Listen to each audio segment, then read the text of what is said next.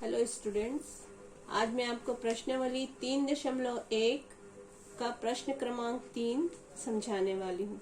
इस प्रश्न में कहा गया है कि नीचे दिए गए त्रिभुज एक्स वाई जेड में बराबर भुजाओं के नाम लिखिए।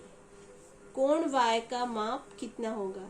इस प्रश्न में दो बातें पूछी गई हैं आपसे।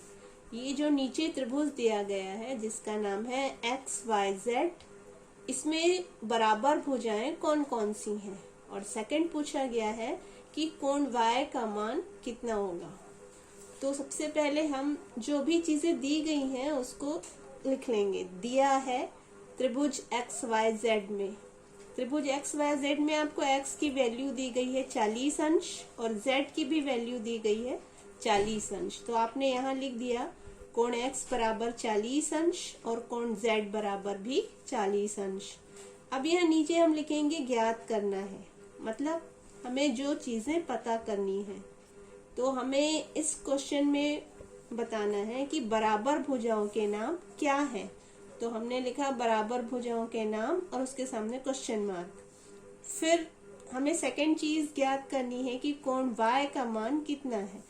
तो मैंने यहाँ लिख दिया कोण y बराबर क्वेश्चन मार्क। ये दो चीजें हमने कर ली, दिया है और ज्ञात करना है। अब हमारा हल यहाँ से स्टार्ट होता है।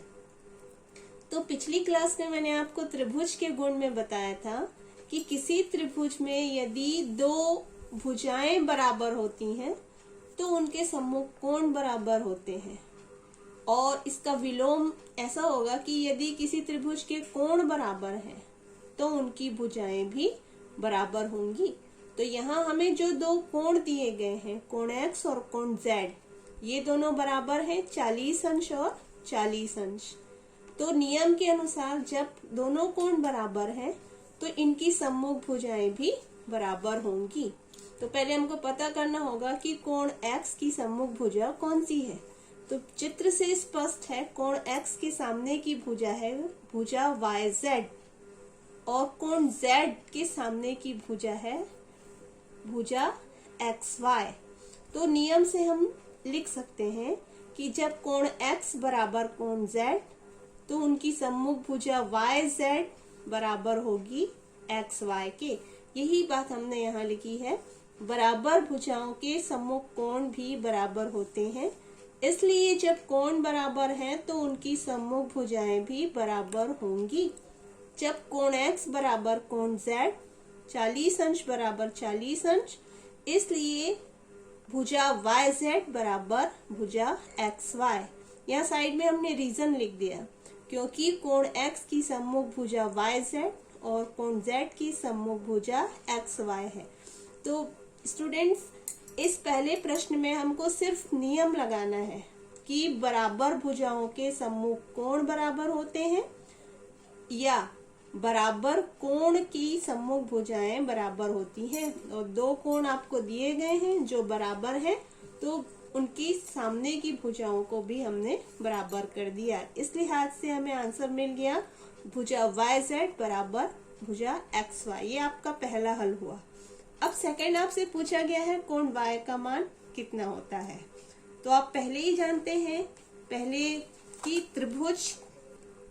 त्रिभुज के तीनों कोणों का योग 180 अंश होता है। तो ये जो त्रिभुज XYZ है, पहले हम उनके तीनों कोणों को प्लस करके लिख लेंगे। इसके तीन कोण हैं, पहला कोण x प्लस सेकंड कोण y प्लस थर्ड कोण z। तीनों को हमने जोड़ दिया और उनको बराबर कर दिया 180 अंश के। अब इनकी वैल्यूज पुट कर लेंगे, मतलब इनके जो मान है वो हम यहाँ प्रश्न में रखेंगे। कोण x का मान हमें 40 अंश दिया गया है, हमने लिखा 40 अंश। कोण y का मान हमें मालूम नहीं, वो हमने कोण y की जगह कोण y ही लिखा। कोण z की जगह लिख देंगे 40 अंश, क्योंकि प्रश्न में 40 अंश दिया गया है कोण z का मान। अब ये 40 अंश और ये 40 अंश हमने पास पास लिख लिए और कोण y थर्ड प्लेस पे लिख दिया। अगले स्टेप में ये 40 और 40 जुड़ गए, कोण 80 धन कोण y बराबर 180 अंश। अब हमको कोण y का मान निकालना है। इसलिए 80 अंश का हम पक्षांतर कर देंगे। पक्षांतर का मतलब वो बाएं पक्ष से उठ के दाएं पक्ष में चला जाएगा। और आप पहले ही जानते हैं कि जब भी कोई संख्या पक्षांतर होती है तो उसके चिन्ह या संक्रियाएं बदल जाती हैं। ये अभी 80 यहाँ जुड़ रहा था, दाएं पक्ष में जाके वो घट जाएगा। तो कोण y अपनी जगह पे है, इसलिए उसमें कोई चेंज नहीं हुआ। बराबर का चिन्ह आपने लगाया, फिर लिखा 180 अंश, और ये प्लस 80 जो था यानी धन 80 अंश जो था वो इधर आके हो गया ऋण 80 अंश।